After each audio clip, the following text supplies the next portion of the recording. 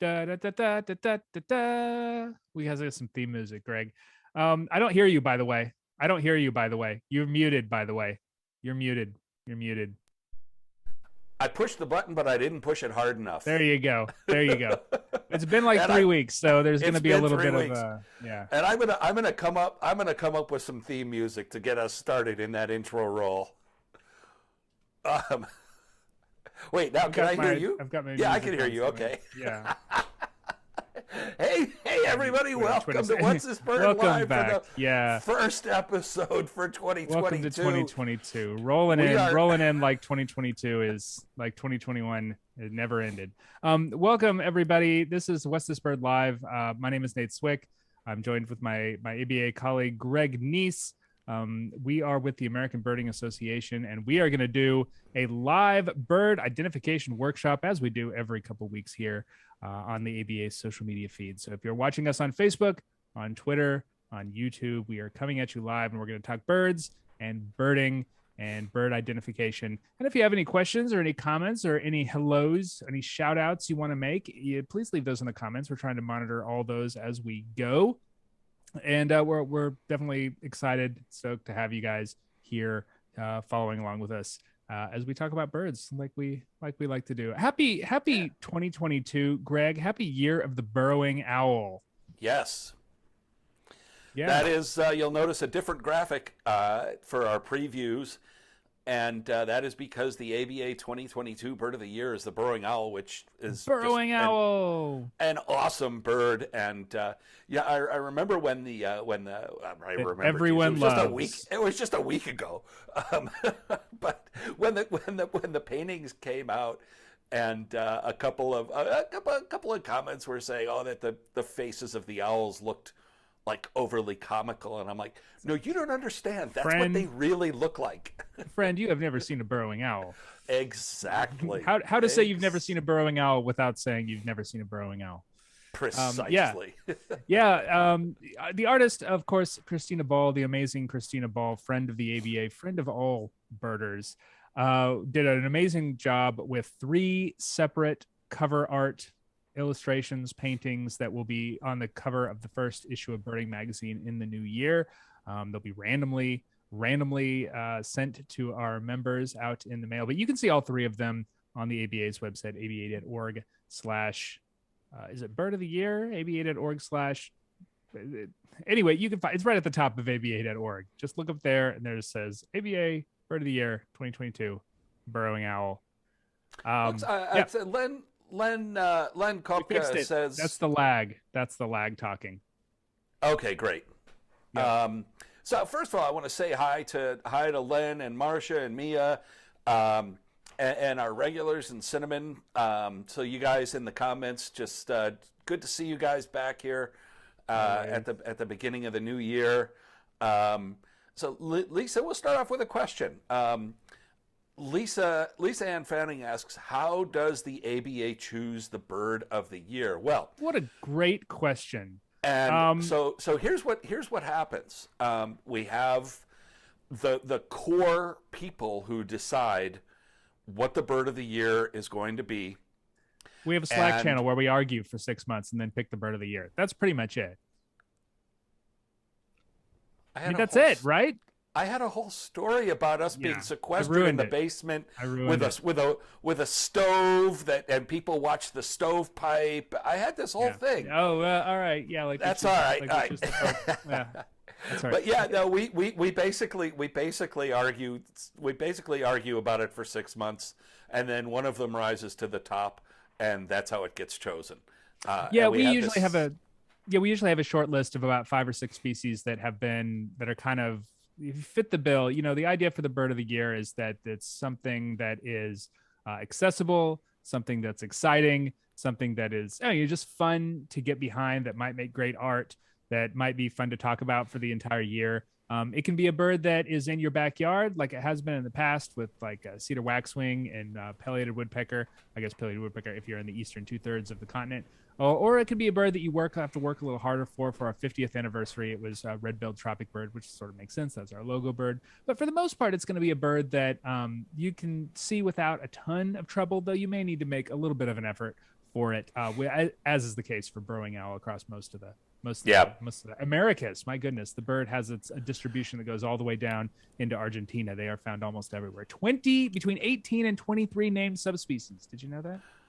Yeah, I didn't. I just want to make sure that people can hear me. I've had a couple of people say on the chat that my volume is muffled or muted. Can you guys hear me out there? Give me a little heads up there in the chat if Len's now mentioned it twice, and I think somebody else to me has. When I listen on the feed, so it might be yeah. So I'm listening on the feed. Okay, Clifford says my volume is fine. And Susan says it's fine. Good. All right, thank you guys. We're going to go on here and continue. And thank you, Mia McPherson, for putting the link to the ABA.org 2022 Bird of the Year burrowing owl thing in the comments in Facebook. In fact, I'm going to grab it and throw it in a couple other places that we're streaming so that you all can see it as well. Yeah, and a couple of other things about the Bird of the Year and the art in particular. There are T-shirts. If you're a member, you'll be getting stickers. But the wonderful paintings are being auctioned off right now. Yeah, we got to mention that. And the auction is happening at aba.org/auctions. And you can go in there and place a bid on. And the way this is working is you place a bid, and as the first piece goes out, you get your choice of which one of the three you want.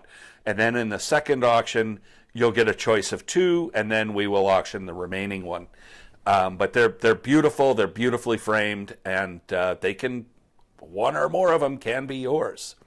Hey, I'm getting some more news on the Greg audio front, the Greg audio crisis of 2022. Okay, what's happening? Calvert on YouTube says Greg is coming through on one speaker for her. So maybe your stereo is screwy and Len. All right, let me click the wrong speaker. That could let me click into the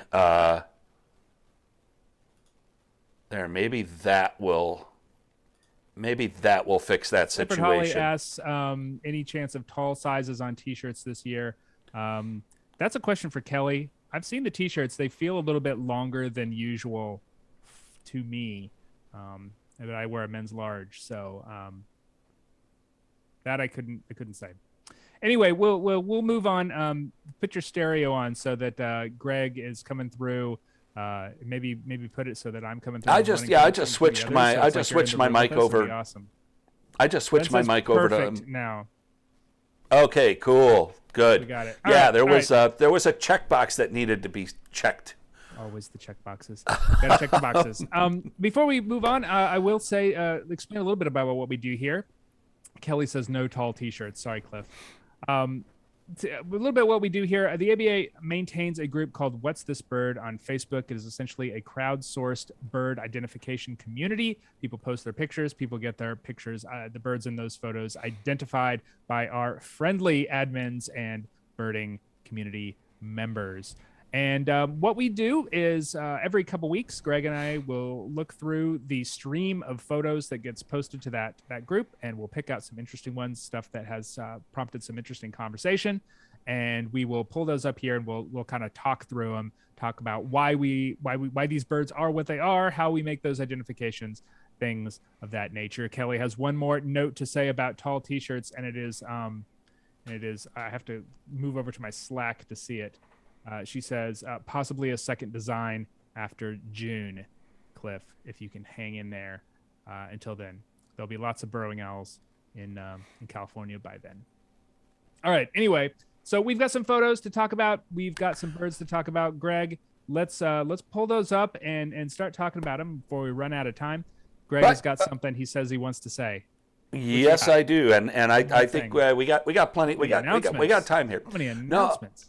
A little bit of housekeeping here. For those of you who are What's This Bird members, group members, or coming through the What's This Bird group versus YouTube or some of the other places that this is being broadcast, we want you to know that we know about the spam problem.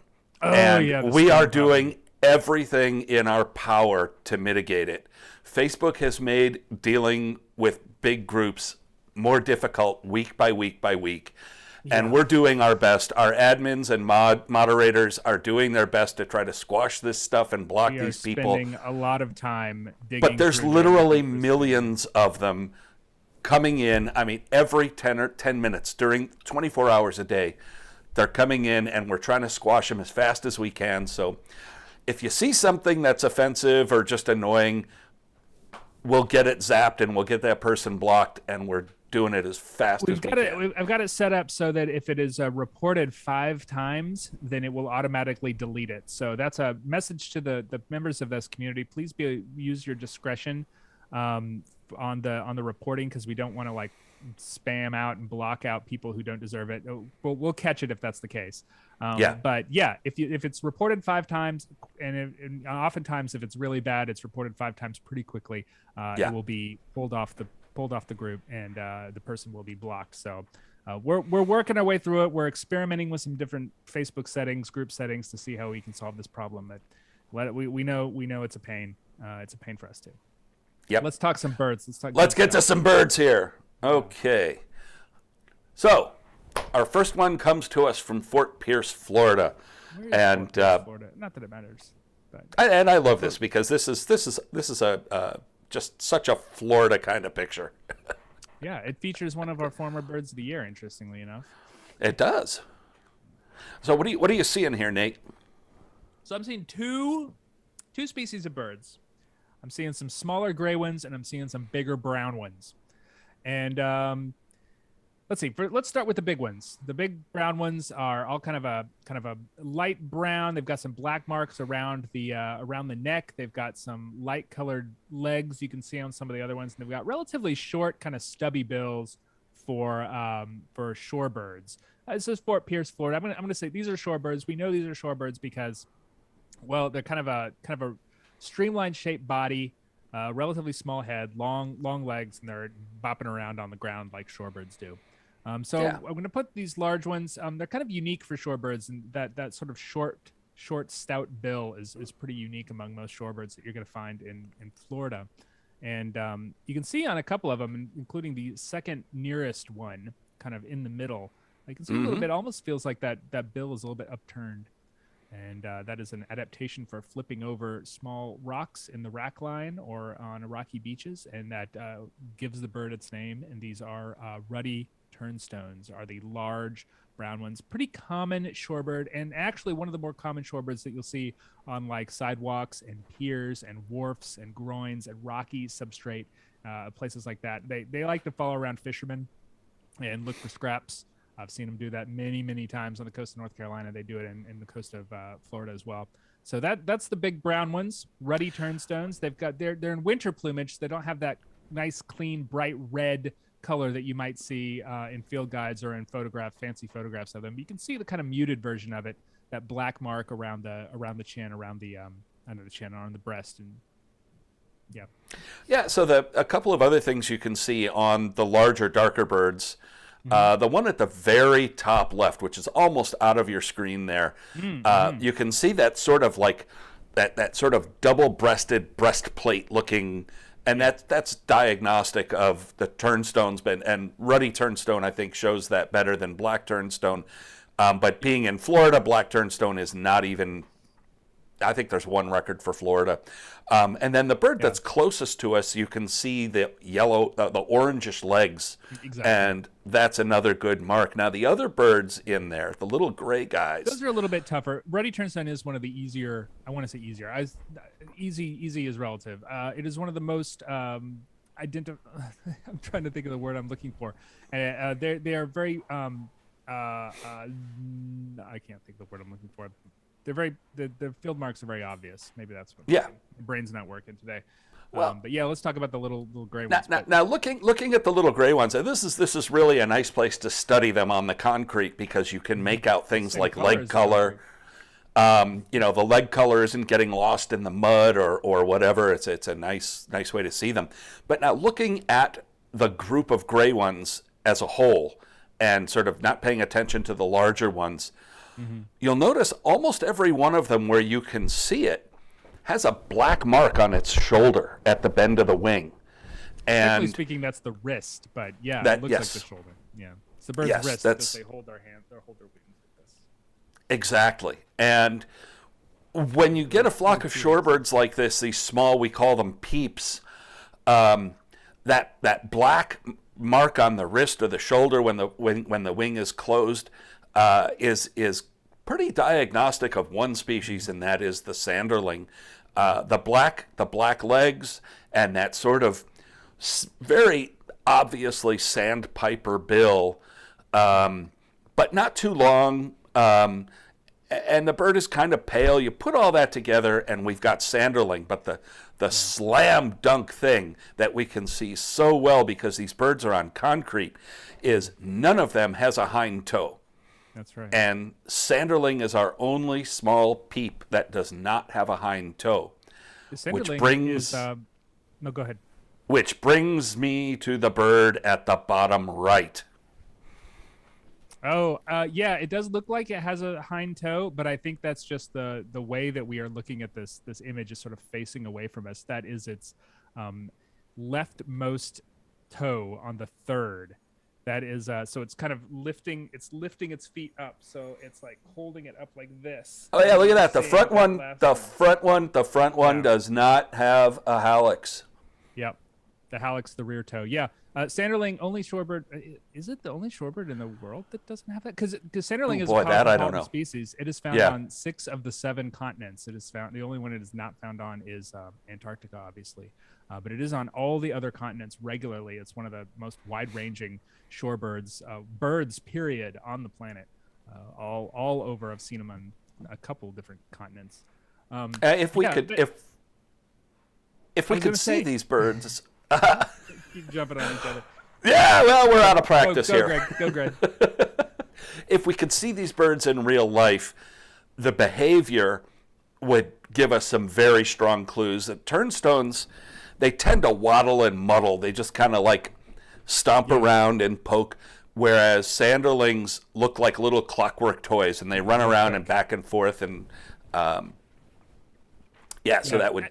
There are some other kind of smallish, grayish sandpipers that you can find in Florida this time of year. Western sandpiper being one of them. One of the things that always stands out to me with sanderlings in particular is just that they just kind of the smooth gray color all over. A lot of the other peeps, Western sandpiper tends to have a little more pattern on the back, and you would even be able to see that in a bird in a photo like this that's not terribly sharp, that's a little bit soft. But for the most part, these sanderlings are always just kind of real smooth gray all over, gray and white. Not a lot of pattern to anywhere on the body, though they're showing a little bit of wear on their wings. On a few of them, you can see kind of the whitish worn feathers on the wings that are folded over. But for the most part, sanderling is actually a big calidrous sandpiper too, a big peep.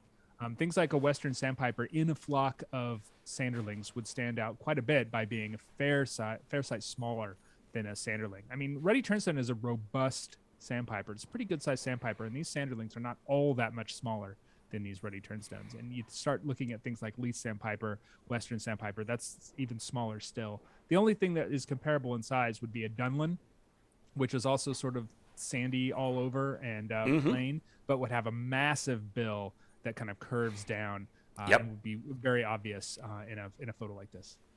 Nate, can you see another cosmopolitan sandpiper? Dunlin. That's true.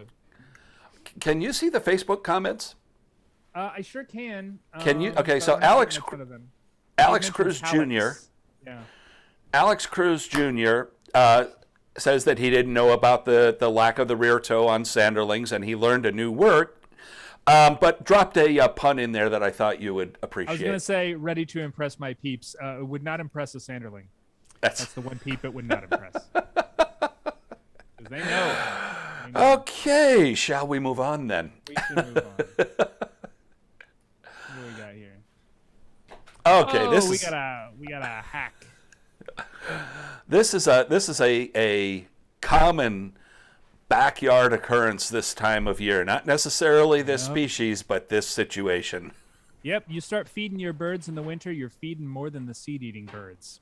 You are providing food for raptors and birds of prey like this guy here. We can see it's got that stout hooked bill. It's got large grasping talony feet. This is a bird of prey. This is a hawk, and we can kind of narrow it down into genus. The two common backyard genera of hawk and across most of the continent would be Buteo, which are your kind of large-bodied, long-winged, short-tailed hawks, and Accipiter, which are kind of your smaller, short-winged, long-tailed hawks. And it's hard to get a sense of the proportions of this bird, but I can see that tail kind of that kind of long tail kind of sticking out there. And this leads me to believe that this is an accipiter. Also, the kind of all gray back, gray head, and striped breast is an accipiter, is common to both of our regularly occurring backyard accipiters, I should say. And the piercing orange eyes. Piercing orange eyes. Yeah, that bird wants to mess you up. Yeah. This is either Cooper's or sharp-shinned hawk. This is not a goshawk, which could potentially show up in a feeder in Douglas County, Colorado, but would be much larger, much more Buteo-like, with a white eye line. This is one of the two smaller accipiters, Cooper's or sharp-shinned. And I chose this picture because it just really shows all of the field, well, almost all of the field marks of a sharp-shinned hawk, which is what this bird is, very, very clearly. And one thing we can notice is that the top of the head to the back is basically all the same color. It looks like it's wearing a hoodie, just like me. And me. Are we all you buddies today? It doesn't look like it's wearing a cap. It looks like it's wearing a hoodie. Yeah. It also, look at the bird's face. It looks like an angry parakeet. It's got that little tiny bill and those kind of forward-facing bulgy eyes. And last, I call them googly eyes. And lastly, look at those toothpick legs for what this species was named after, sharp-shinned. It's just really tiny little legs compared to Cooper's, which is just a overall much more robust bird. Yeah.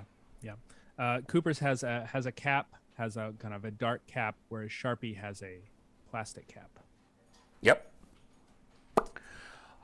On we go. Anyway, yeah, I just wanted to clarify what. Can you go back for that guy? I can go back. There's not much more I really want to say about that. Greg, can you identify the bird that is in its talons?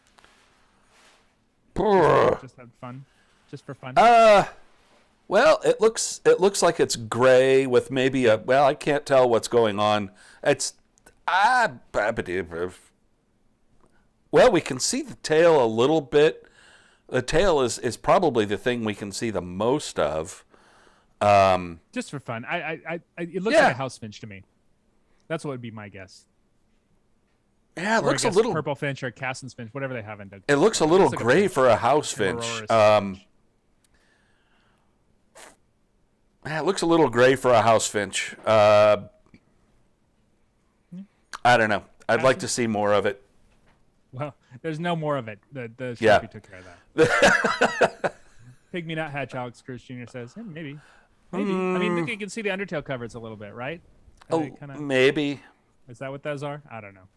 Anyway, we can move on. I was just having fun. Let's do this one. Yeah, Florida, as my in-laws call it.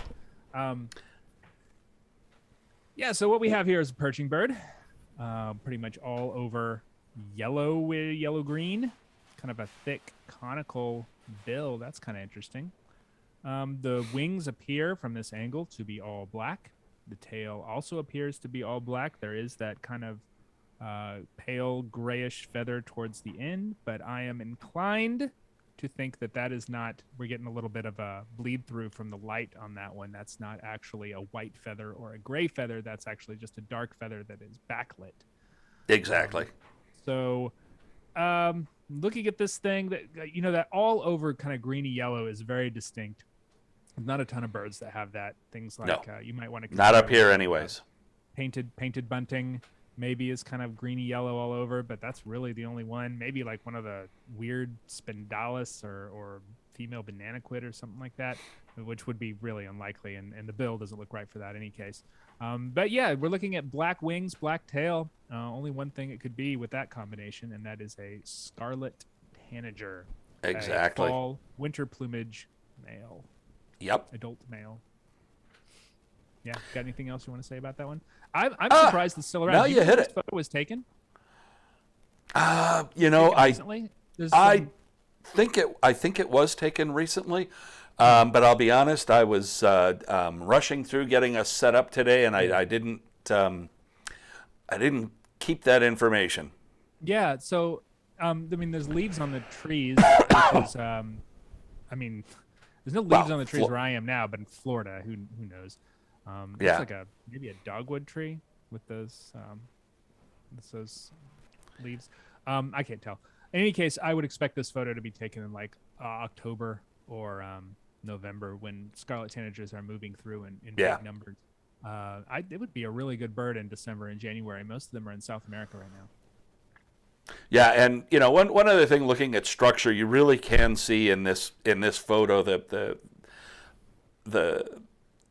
the relationship to, we talked about painted bunting, which would be the other species, along with summer tanager. You can really see how closely related those families of birds are, and over the decades it's been they jump from one to the other and back again, and now are considered. Yeah, that's right. Tanagers are, at least the birds that we call tanagers, the Paranga species, summer, scarlet. What are they? There's a handful of them in South America as well, or Central America as well. Hepatic and Western. Are actually cardinalids. Cardinalids. They're related to cardinalids. Cardinal. And you can see with the angle that this bill does look sort of cardinally. It's broader at the base. It's not terribly long like you would see in some of the other tanagers. You can see its cardinal roots there a little bit. Mm-hmm. Neat bird. All right. Oh, love these guys because we have this one. another Florida bird. Yeah. Why don't you tell us what you see on this one, Greg? Okay, so the first thing I see here is that this initially, when I saw it, it gave me one impression, and then as I looked at it longer, I came to another impression, and that is a result of this being a very over-processed image, which is really it's really increasing the contrast a lot and darkening the colors. Sharpen button one too many times. But in any case, we can see from the size of the wire. I mean, unless this thing is way up on one of those big giant transmission towers, this is a normal sized power line, so we can get the clue that this is a pretty small bird. And with those very thin legs that we can see pretty well, and the kind of thin sharp bill, I think we can narrow it down to things like warblers and flycatchers and so on. But flycatchers, they tend to sit a little more upright. If you look at the general overall shape of flycatchers versus warblers and some of the other birds like vireos, that just the shape here this is warbler or vireo. We can see the legs well. It doesn't have gray legs, so that kind of pushes vireos out the door, and we are at warblers. And the first thing I noticed about this bird was sort of the dark face with the pale sort of hind neck behind the auricular or ear patch.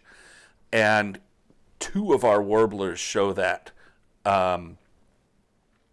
sort of mark, and those are Cape May and Pine Warbler. And both of those birds have wing bars, and the over-processing of this image makes the bill look a little bit sharper than it really is, I think. And then when you start to realize that, you're like, all right, what else is being obscured here? But looking at it, come back to Pine Warbler. This is, I believe, a first-year female Pine Warbler. Yeah, I agree with you. This is one of my favorite plumages of Pine Warbler, just because it's so clean and neat. It's one that I see with some regularity in the late fall here in the southeast. Pine warbler, definitely get a feel for that. The two little wing bars, the kind of all over Buffy. Cinnamon Stewart says in the comments on Facebook, maybe bay-breasted. That's an interesting thought. Bay-breasted and pine are two species that are frequently mistaken for each other, especially some of these well-marked pine warblers that you see. But assuming once again that this photo was taken recently, as opposed to, like, say, in the fall. Actually, bay-breasted would be very rare in Florida, just generally speaking. I think they usually take the kind of the Appalachian westerly route south, whereas blackpoll would be the more common one down in Florida. Someone can correct me if I'm wrong. And bay-breasted has a different structure. It's more compact. It doesn't have a long tail like this bird. Slender, yeah. It's got a different structure that when you see them, especially if you see them together. If I had the time to comp in a bay-breasted next to that, you would notice the bill size, the overall body shape. Yeah, for sure. It's just different. Bay-breasted has a very small bill, as does Cape May. That you mentioned early on, Greg. That got a kind of large bill. Even if it's a little bit over processed, you still get a sense of a pretty substantial bill. And pine warbler is the warbler with the largest bill, generally speaking. They have a very distinctive look about them because of that, because they're sort of robust and heavy and large billed. And pine warbler are going to be a very common bird this time of year in Florida. You're going to run across them pretty regularly. I do like Allie's suggestion of bay-breasted warbler, because that just didn't occur to me initially at all. But one of the things when the Crosley guide first came out, I wrote a review of the Crosley guide. And one of the plates that I talked about was bay-breasted warbler. And, in those illustrations, those photo illustrations that Richard does, the birds are so tiny, and that's sort of deliberate. And one of the things that he points out that I thought was cool is that from a distance, bay-breasted warbler looks like it has a dark head. And a male, in breeding plumage. It looks like it has a dark head. Yeah, because the bay is really deep and rich. Yeah, you don't see it very well unless you're light. And that's something that if you're cued into that, like a warbler with a dark head like that is a bay-breasted, then a photo like this could definitely throw you. Yeah, I don't think this is a plumage that is well represented in a lot of field guides. But if you live in the southeast, it's one that you run. Although Sibley does. Does he? And what? App, but that's just it. Yeah, let's see here. It's a first-year female, but it's a little more blurry than this one. This one's a little more well-marked than Sibley illustrates for young female pine warblers. I've seen them both. Pine warbler is one of the more. Yeah, I was gonna say that. That doesn't quite look like our bird. Not quite, but also our bird is over-processed. Yeah, and over-processed and over-caffeinated. Pine warbler is one of the birds that is, has so many different plumages, so many different looks, and that's one of the reasons why we see it a lot in the What's This Bird group. They can confuse people pretty regularly. But and this bird does show the spectacles, which is pretty much ubiquitous across all of the pine warbler plumages. Yeah, for sure. Good point. On we go. Before we jump into this one, it's Gull season. Should I go back? Jump into this one, no. I have nothing more to say on the pine warbler. I was just going to say, if you have any questions, comments, anything like that, please let us know in the comments. We will take on any questions we have after we finish running through those birds, or maybe even in the middle, if it's a good question. So we're just keeping an eye on all these, all the comment streams and the various places that we are broadcasting this What's This Bird live. If you have any questions of your own birding or just bird questions in general, please drop them there. Onward to the gulls. We have looks like two species here. Why? Oh, I'm looking at the mantle. That you're gonna. I know where this is going, Greg. I'm looking at the mantle and the. No, you don't. No, you don't. No, you don't. I'm just. The bird on the right is much paler than the bird on the left, which is. But it's also dark. Angled towards the sun. Both of them are kind of backlit. Yeah. And the bird on the right is angled towards the light source much more than the bird on the left. Correct. And that can really mess with people's perception of mantle color absolutely can. In gulls. I have seen this happen all the time. Different gulls look different colors and different lights. It's That's one of the frustrating things about even adult gulls, which are relatively straightforward. But in this case, your perception is correct. Okay, so these are the same species? Because No. there are some things. No, they're not. Okay, They're not. All right. Okay, good. Because that was my first impulse that we're looking at two different species of bird here, and I'm glad that I was not. That my gut still is correct, even though I overthought it a little bit. Yeah, so I'm really interested in this bird on the left. It's dark, but not super dark. It does appear to have yellowish tinged legs, though that's kind of a difficult thing to determine because the photo's a little soft, but I do think that's pretty accurate. Kind of yellow, maybe greenish yellow, but mostly yellow. I like the smudgy eye on that bird as well. I can't really get a sense of what's going on the bill a ton, but... Well, so the bill, I mean, it's the bill... And again, I know what this bird is, and that's part of the thing is when you get familiar with birds, your brain kind of fills in the blanks, and that is a pitfall Sometimes that can get you into some trouble. Yeah. I was going to say you fill in the blanks, and sometimes it shouldn't. Yeah. Exactly. But one thing we can see is that ivory-billed woodpecker searchers is how these birds are relatively close in size. Yes. And the bird on the right, we can see it's got yellow legs. It's got kind of a bright yellowish bill and a pale mantle. And I feel very comfortable calling that a ring-billed gull. Okay. And also because the tertial crescent, which is, if you look at the bird on the left, the sort of back Talk part to me, Greg. I know. The white crescent above the black wingtips is very hard to see on the bird on the right, and that is something that is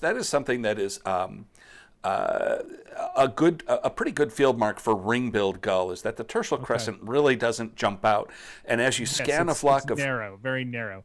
As opposed to some, so this is reminding me of what we look for on the East Coast when we're looking for things like California gull or Mew gull. Exactly. The crescent is much wider on those birds. There's more white in that. And it's more prominent because the tertials themselves on ring-billed gull are much paler, and the tertial crescent doesn't stand out. Let's pause for a second. What are tertials for people who might not? So tertials are the 3 or 4. I forget exactly how many there are. Well, the innermost, the innermost flight feathers. Right on the shoulder, for the most part. Exactly. Yeah. So the the bird closest folds its wings, those are the ones that kind of cover the main flight feathers, so you see the tertials. Yeah. So, you mentioned that this bird has sort of a smudgy eye, which some people call mascara, and I'm going to push back on that. I think what we're seeing is just... I think we're seeing a dark eye now. Now, in winter plumage, the bird, I think this one on the left it's got a smudgy head, and sometimes it can look really dark. But look at this bird's overall shape and size. It's fairly close in size to the ring-billed gull, right? And it's kind of compact, and a lesser black-backed gull. So we got two birds in play here: California gull and lesser black-backed gull. Yes, and my guess was one of those. Lesser black-backed gull is a longer. It has a longer, more attenuated shape. It has longer wings. Yeah, it's pointy, and also it's hard to see, but I can see the bill shape in this bird. California gull has kind of this weird, long, droopy bill. That's it's kind of like the Google eyes on a sharp-shinned hawk. It's hard to notice, but once you see it, you can't unsee it, and that overall, I feel very comfortable calling this bird on the left an adult California gull. Okay. Yeah, so my first impression was lesser black-backed gull, but that's mostly because that's the bird that I have the most experience with, and when I see that color mantle, that's what I go to, because that's like the color of the Grailsea lesser black-backed gulls that we see on the East Coast. The Grailsea is the continental European breeding lesser black-backed gulls, not the same as the nominate lesser black-backed gulls, which are black, like a great black-backed gull. Our lesser black-backed gulls that we tend to see in North America are a little little bit paler. They're dark slatey gray. And so when I see that color, that's the first thing I go to. So I'm glad that you called me out on that, because California gull is not a bird that I see very often. I still don't even have it for the state. It's one of those birds that shows up maybe one every two years or so over here. But yes, you're absolutely right. If that were a lesser blackback gull, that would, based on size, need to make that right bird more of a herring gull. And I never got a real good herring gull sense from that bird, especially with the yellow legs. Now, one other thing too. Lesser blackback gull is a bigger gull, and California gull is more of a ring-billed, slightly larger than a ring-billed gull in terms of size. Yeah. Now, one other thing too is the location, and yes, that's another lesser blackback gulls would be a very good bird for Utah. Yeah. It would be, whereas California gull is the expected. Right on target. Exactly. Well, exactly. It's the gull that saved all the Mormons in Utah. Is California? It is. Yeah, now, a couple of comments here I'd like to address. One is Steve Huggins popped in and says, "Hi guys," and I'm going to say hi to Steve, but I'm also going to warn you, behave yourself. And Ali Sheehy brings up.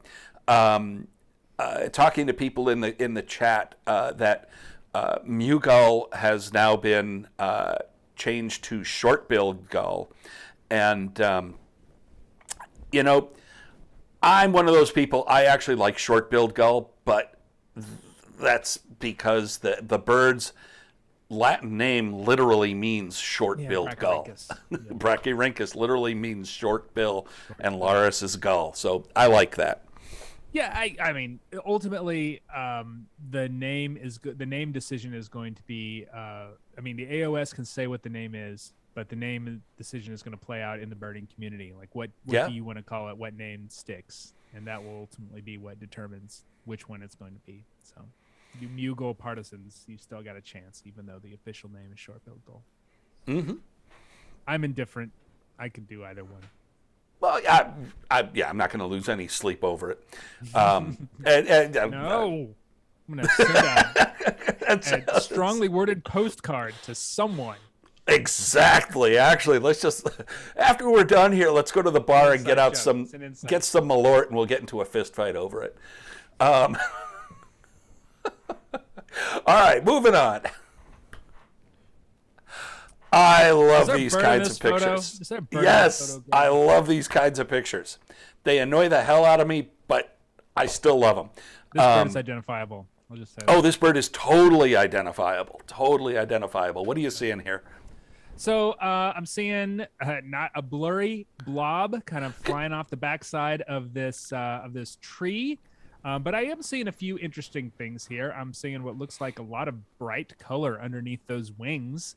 It looks kind of yellowy, maybe pinkish. I don't know. I can't really tell, but it's definitely a bright color. And I think what I can see on the tail, and this is particularly interesting on the tail there, I can see some very pointy tail feathers. Very pointy. Very pointy. The central tail feathers are very pointy, and the rest of them look to be as well. Yeah. Yeah. And I think, when we see a bird like that has that sort of a fan-shaped tail, like we can see that, I think the habitat rules out parasitic Jaeger.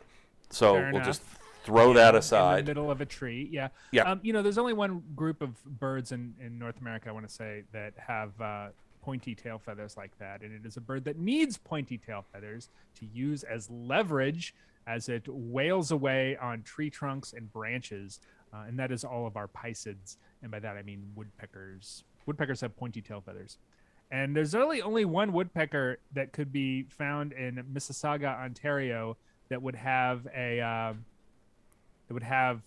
flashy yellow underwings, colored flashy yellow underwings, and that is a yellow shafted northern flicker. Absolutely, and that's another.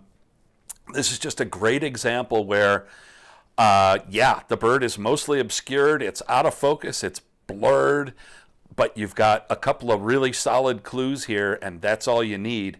And same thing in the field. When this bird, if you see this bird just flying away, you'll get that flash of yellow and the size.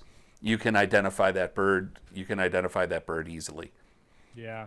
Yeah. A lot of, the behavior fits. Yeah, I can see that bird was on that kind of 60-degree angle branch. Mm-hmm. Person walked along. Maybe it was peering out from behind it. Person got a little too close. There it goes. And if you've ever it's yelling too. I can hear it. Yeah. And in April and May, if you're in the land of flickers, which is pretty much most of the ABA area, and they're on the ground and you see more than one, watch them, because they will, those flashy yellow, so the base of the primary feathers and the secondary feathers in the tail are this flashy yellow, and they spread those and tilt and do all these weird sort of robotic movements to show off those yellow flashy feathers and display at each other, and it's really fun, and the females do too. I mean, I've seen females go at it just as much as the males do. Yeah, they're intense birds, northern flickers, and of course we have in the western part of the continent we have the red-shafted northern flickers, which are more or less the same, except they have that kind of salmony red underwing. But what you can find sometimes in that big, broad intergrade range, which frankly stretches from the Mississippi River all the way to the front range of the Rockies, where yellow-shafted flickers and red-shafted flickers get together and make I don't know what they're like, kind of pink shafted flickers. The intergrade ones, various shades of pink. It's a neat thing. If you're in the middle of the continent and you see any of those. But yeah, that's why they're one species and not two like they used to be 50 years ago, 60 years ago, 70 years ago. Oh yeah, time flies.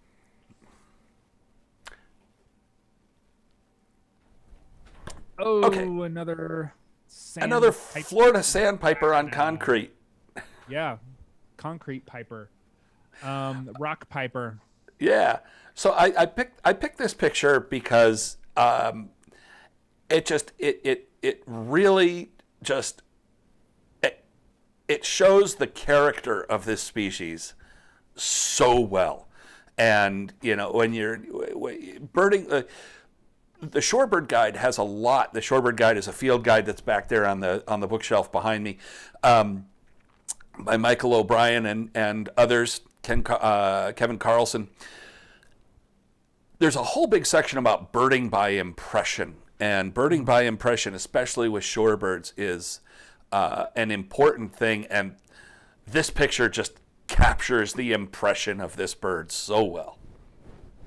Yeah, and it's obviously a vagrant common sandpiper. This is another one of the sandpipers. What is the genus of this guy? It's one of the weird ones. It's I think it's all by itself now. But they were all changed like 2 or 3 years ago. That's a good point. I bring that up because one of the things it's useful to do with sandpipers is kind of break them up into groups. It's an ectitis. Break them up into groups. We talked about sanderlings early before. Those were calidrous sandpipers. Those are all sort of large-headed, kind of large, plump-bodied with long legs. They all sort of have the same sort of shape. And once you are kind of put them in the right genus, put them in that right kind of bucket of sandpipers, then you can kind of go from there. Then you got your tringas, which are like your yellow legs, and your solitary sandpipers that are much longer legs, longer build, smaller head on a long neck. This guy's kind of in the middle. This is a ectitis sandpiper, which is the only one in North America, as far as I'm concerned. There is another one in the Old World. It's kind of a larger head, kind of a in between calidrous and tringa. It's very much kind of a middle ground. Plump body, relatively small head, long decurved build. It's kind of yellowish, yellow legs. It does not have its namesake spots on the front this time of year. Well, it's got a little bit. Let's back up just a little bit. So the right, bill, back it up. If I think that's kind of you said decurved. That's your brain filling in the blanks just a little bit. It's very, very subtle. I can see what you're talking about, but if somebody looked at this and said it's got a straight bill, I wouldn't. You could. It's not curved like a Dunlin. And in the original discussion, of this bird on in the What's This Bird group, people brought up solitary sandpiper because of the eye ring. Yeah, and the leg color, two species together actually, and the kind of stout bill. Yeah. But it's kind of the difference is probably in the behavior more than anything else. Solitary sandpiper is frequently stands pretty tall. like most of the Tringa genus, whereas this is a croucher. Look at it. You can see the way it's moving. That's why I picked this picture. Yeah, I mean, they sit pretty low. And if you were seeing a video footage of this bird, what would be impossible for you to miss would be the fact that its back end would be bobbing up and down constantly as it forages along this concrete, rocky sort of water's edge. And that is effectively one species of sandpiper in North America, and that is the spotted sandpiper, as Cinnamon Stewart calls it in the Facebook comments. Spotty Bob, which I like that great name. I'm going to start calling them that, Spotty Bobs. I like that. Yeah. But they don't have spots this time of year, right? No, they don't. It's a breeding plumage thing, where they are kind of widely spotted throughout the underparts. In the winter, they lose them, and they look very much like their closest relative, the common sandpiper, which is the old world equivalent of spotty bobs. Except they're not spotty; they're non-spotty bobs, but they do bob. They do the bobbing still. Yeah, and if we just showed a silhouette of this bird, people familiar with it would immediately recognize it as a spotted sandpiper. That just crouchy because of the way it's. Yeah, exactly. Why do they bob? Del Snow asks. I have no idea, but there are lots of sort of unrelated birds that are found in this sort of habitat, this sort of rocky edges of water that all bob. Spotted sandpiper, American dipper, water thrushes. They all bob in the same way, and there's got to be something with it, something related to something related to the habitat. Maybe people who know that better can answer it. But it is a weird thing that and I think there's some old world species that do to do the same thing. I think like forktails, which can be found in those sort of habitats in Southeast Asia, also kind of do the bobby thing. I have no idea. It's an interesting thing. And Tyler Funk points out an interesting note for spotted sandpiper. The flight and the call are also very unique. The flight, yes, they are. Yeah. If you flush one and see one flying across a little pond, they do that little quick kind of meadowlarky almost kind of flight where they are fast, glide, fast in bursts. It's very unique. Maybe the movement makes its prey move. Stephen Williams says, "Yeah, maybe." Could be. I have no idea. Who knows? Your guess. A study waiting to be done. Yeah. Why do they all do it? Why do they all bob? American pipits too. Me and McPherson points out. Yeah, American pipits as well. They don't always see them. I have seen them next to water doing that on like dry lake beds and whatnot. Yeah. Okay. So we're gonna have to pick up the pace here a little bit. Pick up the pace because I gotta go pick up my daughter from school. So yeah. So here we have what looks to be some birds in a cornfield. It looks like they're in corn stubble or some kind of ag stubble. Different species. Yeah. There's three different birds here. Jumping ahead. We can see the bird on the left very distinctly has a red crescent on the back of its head and a brown back with barring and a white rump, and that again is northern flicker, and we're just going to get that one out of the way right away because that pattern is unique. And on the ground, which they are very want to do, and in the center here, we're not going to gab too much about getting to where we want to get because I think everybody can recognize these as blackbirds.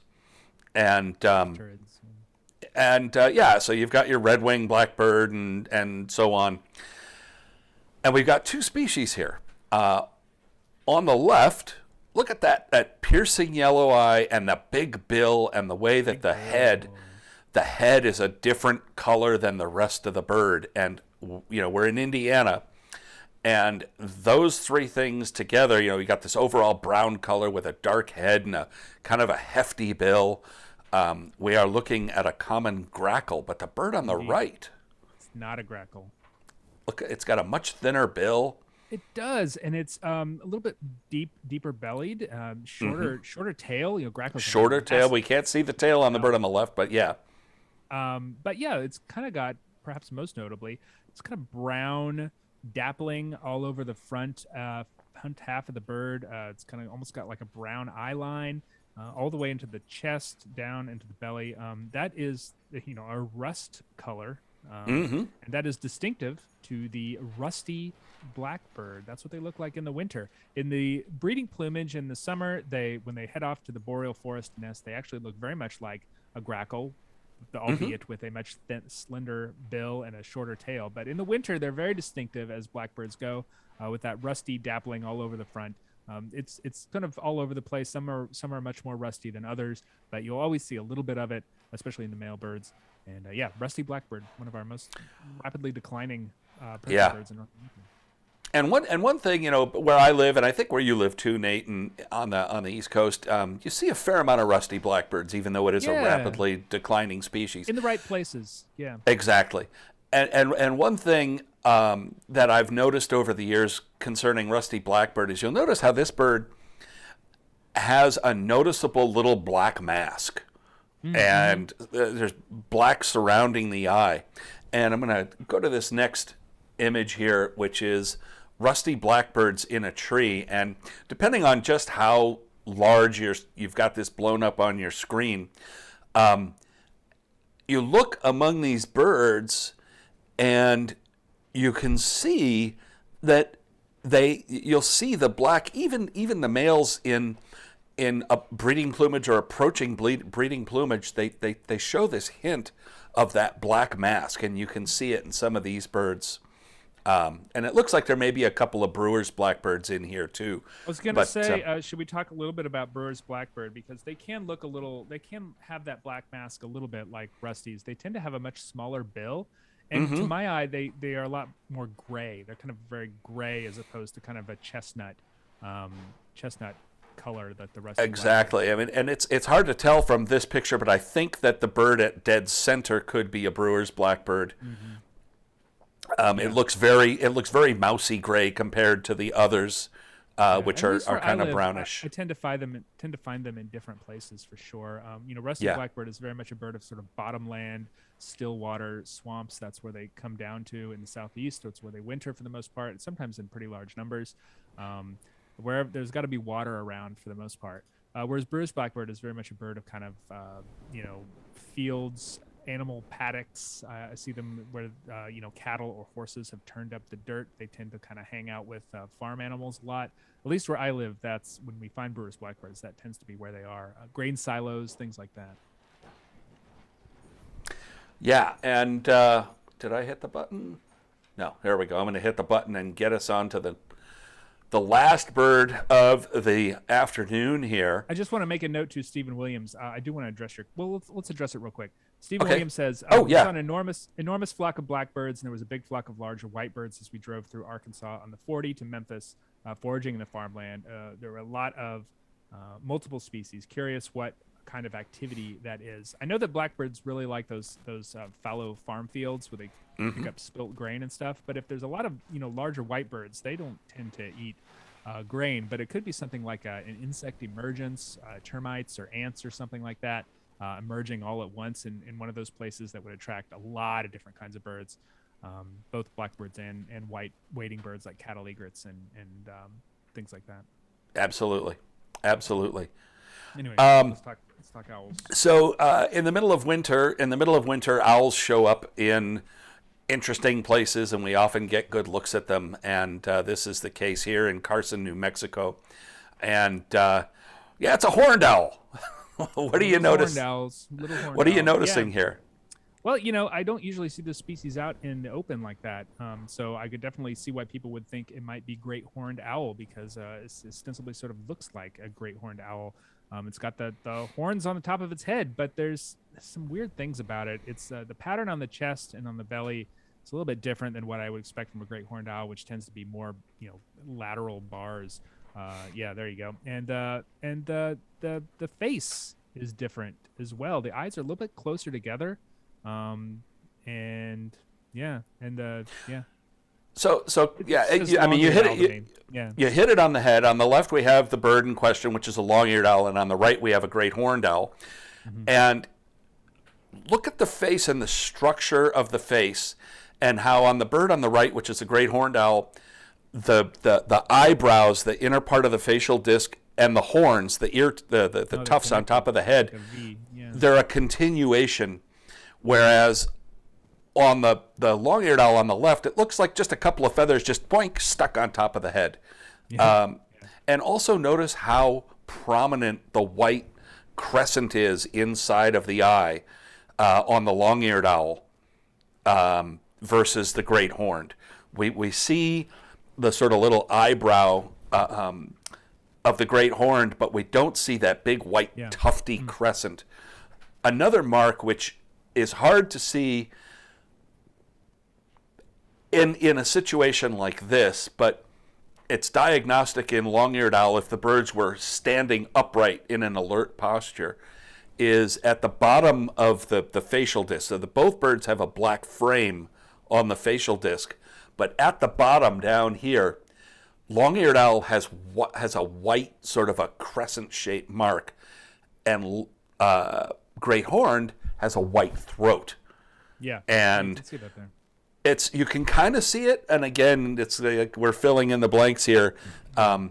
But if these birds were standing up in alert posture, the bottom of the facial discs look very different. We had one instance of a trail cam of a long-eared owl picked up at night, where that was really the only thing we could see very well, other than the tufts on the head, was that white, and we were able to identify this long-eared owl by that. Yeah. I'm struck by the long-eared owl out in the open. That may be more of a Western thing than it is. I mean, they're notoriously one of the more difficult birds to find in the Southeast. That we do winter here in some numbers in some years. Whereas great horned owl is just, I mean, they're everywhere, and they're making a lot of noise right now. The owls are pair bonding even in midwinter. So if you go out on a still night, you might be able to hear. Got some woods near your house. Great horned owls. Barred owl, depending on where you live. Screech owls are calling right now. All the owls are doing their pair bonding early in the year. They're very early nesters, and you can find some owls yourself. Well, I think that's all we got time for today, folks. Yeah, boy, we've filled up that whole hour.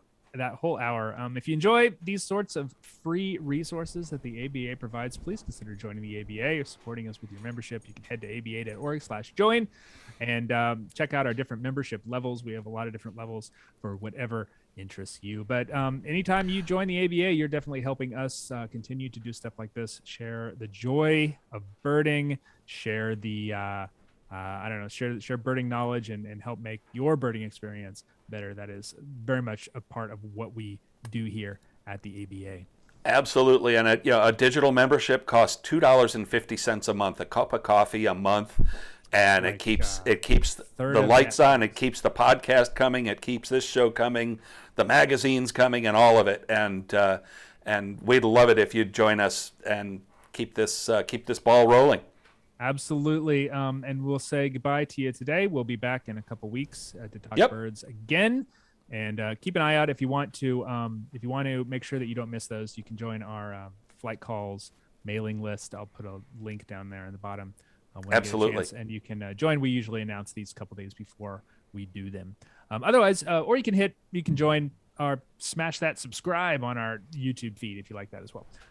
Otherwise, I'll say goodbye to you, Greg, and we'll say goodbye to everybody who's watching. Thank you so much.